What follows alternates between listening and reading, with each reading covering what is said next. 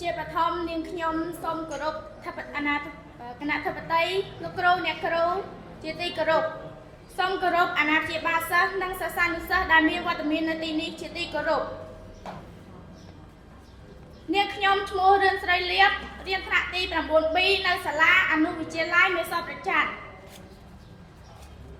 សូមអមពិធីទាំងមូលថ្ងៃនេះនាងខ្ញុំមកទីនេះដើម្បីស្មូតបទទី7បទសារផាត់សូមអង្គពិធីទាំងមូលសម្ដាប់ដូចតទៅ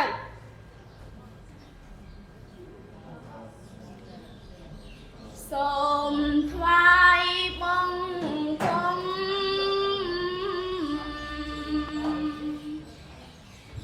ព្រះសម្ពុទ្ធប្រសាបំផុតក្នុងលោកកាជាគ្រូនៃមនុស្សនិងទេវតាទ្រង់ត្រាំងទេសនា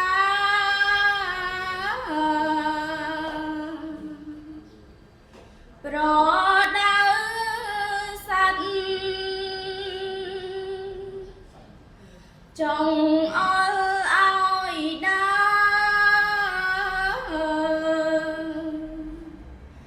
លើកនដាមានគេត្រកាអាចកុំចាត់ទុំភ័យចង់រៃឲ្យចាយបាត់អាចកាន់សង្សាររាំងតុងបាន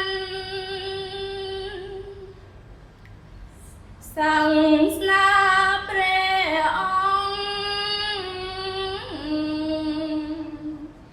នៅសំថ្ងៃ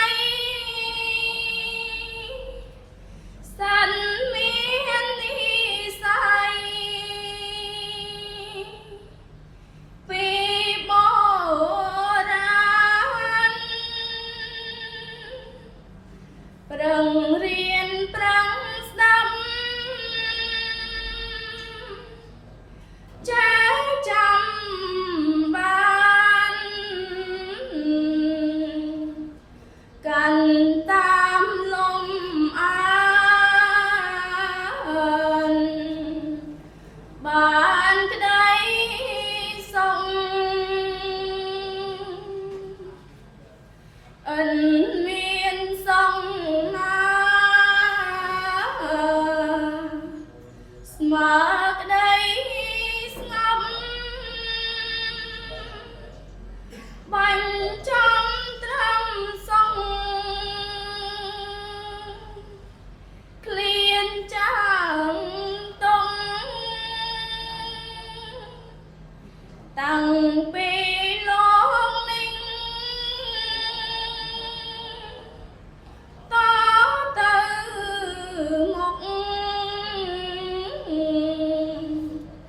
ក្តីសុខនឹងមានព្រមផស្ងប់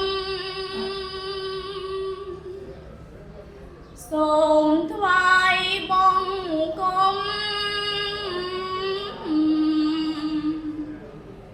ព្រះឈ្មោះព្រះធម៌ព្រះសង្ឃបវរទាំងក្រុមសពរួមជាត្រៃរតន៍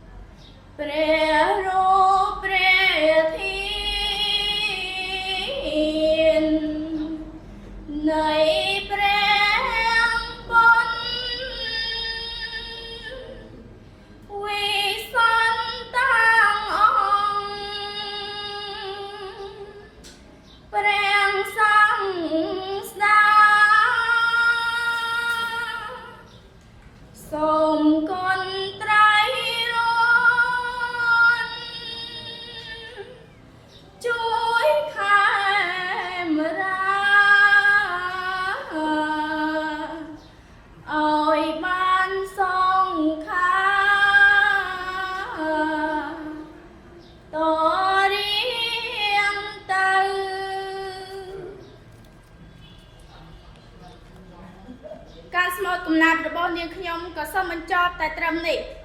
ជាចុងក្រោយនាងខ្ញុំសូមថ្លែងអំណរគុណដល់លោកគណៈអធិបតីលោកគ្រូអ្នកគ្រូនិងអាណាព្យាបាលក៏ដូចជាសិស្សានុសិស្សទាំងអស់ដែលបានចំណាយពេលវេលាសម្រាប់នាងខ្ញុំស្មូតកំណាព្យនិងសូមជួបប្រទានពរឲ្យជួបប្រទះនឹងពរ4ប្រការគឺអាយុវណ្ណៈសុខៈនិងពលៈកំបីគ្លៀងគ្លាឡើយសូមអរគុណ